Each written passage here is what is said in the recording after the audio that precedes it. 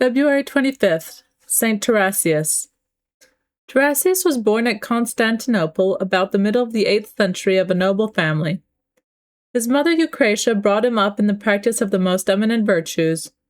By his talents and virtue he gained the esteem of all, and was raised to the greatest honors of the empire, being made consul and afterward first secretary of state to the Emperor Constantine and the Empress Irene, his mother.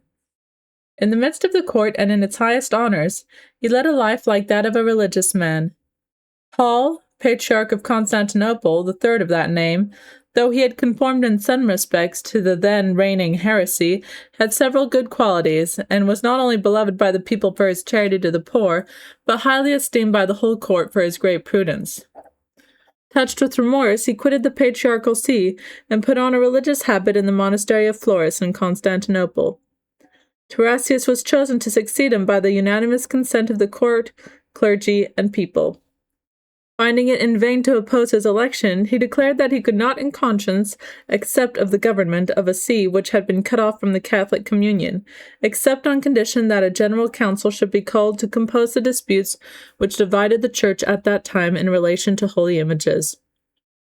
This being agreed to, he was solemnly declared patriarch, and was consecrated soon after on Christmas Day. The council was opened on the 1st of August in the Church of the Apostles at Constantinople in 786, but being disturbed by the violences of the iconoclasts, it adjourned and met again the following year in the Church of St. Sophia at Nicaea. The council, having declared the sense of the Church in relation to the matter in debate, which was found to be the allowing to holy pictures and images a relative honor, was closed with the usual acclamations and prayers for the prosperity of the emperor and empress, after which synodal letters were sent to all the churches, and in particular to the Pope, who approved the council. The life of this holy patriarch was a model of perfection to his clergy and people. His table contained barely the necessaries of life. He allowed himself very little time for sleep, being always up the first and last in his family. Reading and prayer filled all his leisure hours. The emperor, having become enamored of Theodota, a maid of honor, to his wife, the Empress Mary, was resolved to divorce the latter. He used all his efforts to gain the patriarch over to his desires, but St. Tarasius resolutely refused to countenance the iniquity. The holy man gave up his soul to God in peace on the 25th of February, 806, after having sat 21 years and 2 months.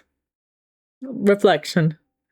The highest praise which Scripture pronounces on the holy man Job is comprised in these words: "He was simple and upright."